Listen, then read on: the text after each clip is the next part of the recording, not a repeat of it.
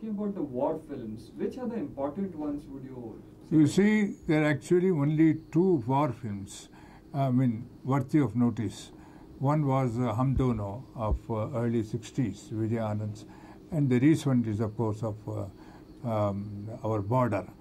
Now, comparing these two films, I'm struck by how the Anands viewed war, even though it was the war supposed to be war against the British. But I was a lieutenant in those days, in the 42, 43, so I know. He's talking about war as such, the Dev Anands, the two double part. So senior Dev Anand says, why do we go to fight and kill other people? Of course, we call it country, so it's not referring only to the British war. We call it country, we call it protection of our national honor, but actually what is it? So there is a very direct critique of war as such in Hum Dono, and in the latter part of Hum Dono, as you know, it is more to protect and sustain the wife of the man who is supposed to have been killed but who is not really killed. When you come to Border, it's got first-class actors and actresses also, but it becomes mainly an act of anti-Pakistani jingoism, which is done deliberately because anti-Pakistani jingoism is popular. Many of those, whenever a Pakistani is killed in that film, there is applause in the theatre. I have attended those meetings myself. So the director cannot say it's an anti-war film because it's directly popular because of jingoism, which is the same thing which happens in Indo-Pakistan cricket matches.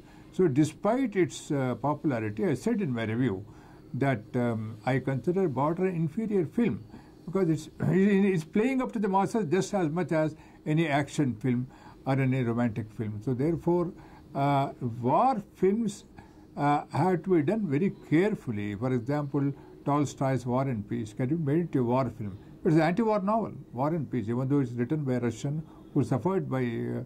there are some anti-war films. Vietnam, for example, there are very subtle films in America made.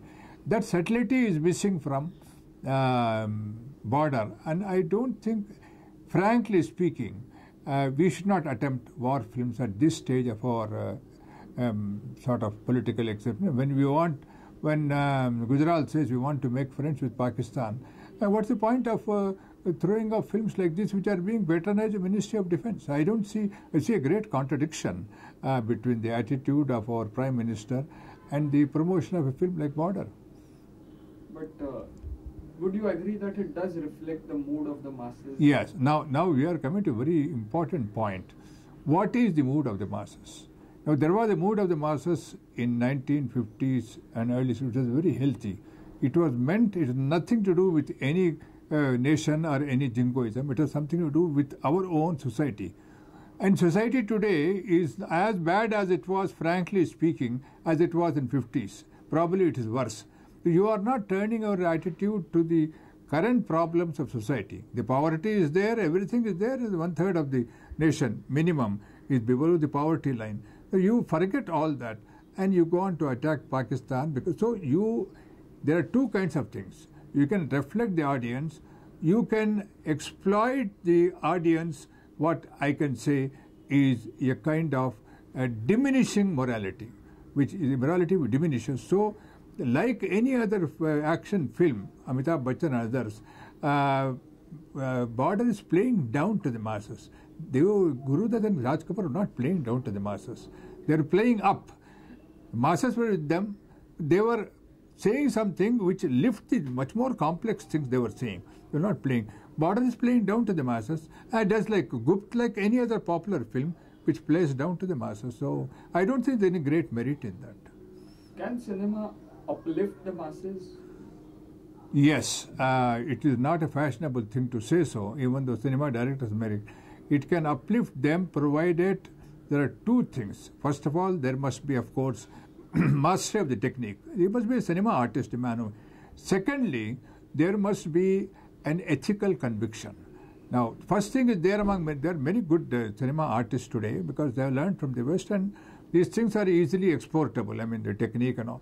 But the other thing, the ethics of it, the ethical concern, that's not exportable. That has to grow from here. And I'm afraid that has shifted from cinema to writing. Like, for example, Arundhati Roy's writing. And so Those things have gone to novelists, to fiction, and probably to theatre, and probably to some of those TV news features, not the serials. So it's possible that the genius of the nation is shifting away from cinema. It is possible. So in that case, second-rate films and second-rate directors flourish, which is what is happening today. No.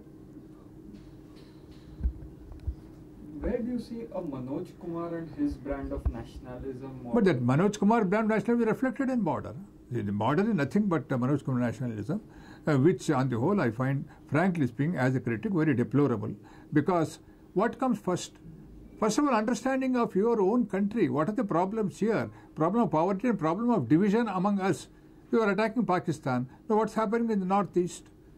Frankly speaking, if you look at northeast and the killings taking place in Assam and Bihar, and forget northeast, even Bihar, particularly in Assam and other places, the problem is unsolved. The government is sending desperately and changing governors after governors. Now what about there? Has anybody made a film about that problem? No.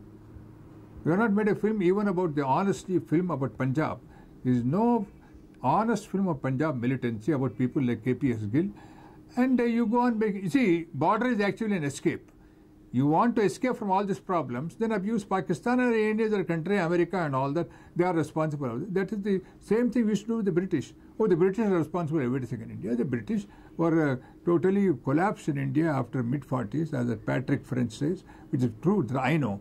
Why did we not? We could have got independence in 1943-44.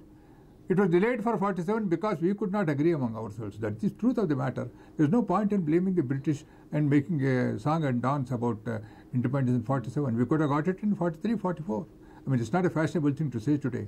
But ask people of my age group, could we not have got independence 43-44? They will say yes. It's because we were fighting among ourselves. The Cripps mission and so many missions, they were prepared to hand over India because it was a news for the British. It had become an expensive business to hold.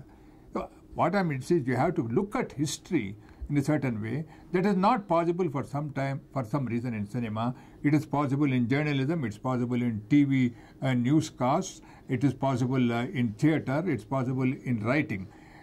Maybe the time for, let us be very honest, maybe the time for cinema has passed.